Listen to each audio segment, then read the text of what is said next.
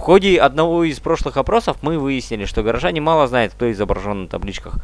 Ну, когда пришел работать, конечно, прочитал. Ага. Но я их не знаю. А может, кто знает памятники? А вы знаете, кто это? Ну, написано же академик. Ага. Я не знаю. Наверное, якутский там поэт. Не знаю, точно не знаю. Честное слово. Это Бекин это Ларионов. А чем знаменит?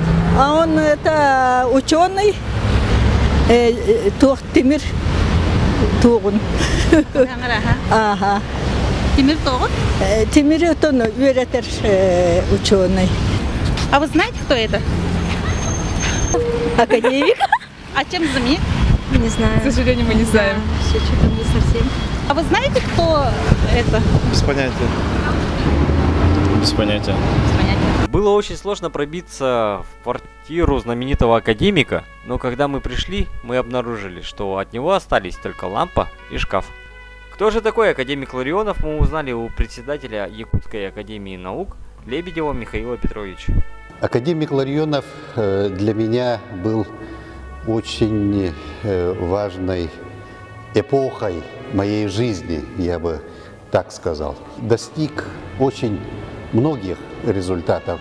Это, безусловно, это научные результаты. Он создал научную школу по северному материаловедению.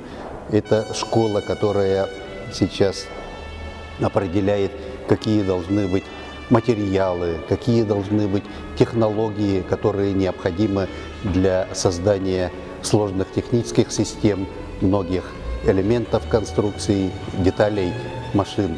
И вот те очень экстремальные условия, в которых работает техника и оборудование, вот это вот проходит через исследование научной школы Владимира Петровича. Поэтому, конечно, вот в центре города Якутска, столицы нашей республики, то, что есть прекрасный памятник Владимиру Петровичу, это, конечно, достойное место и украшение нашей столицы. Кстати, надо сказать, что это вот первый памятник, который отлитый здесь, вот, в городе Якутске.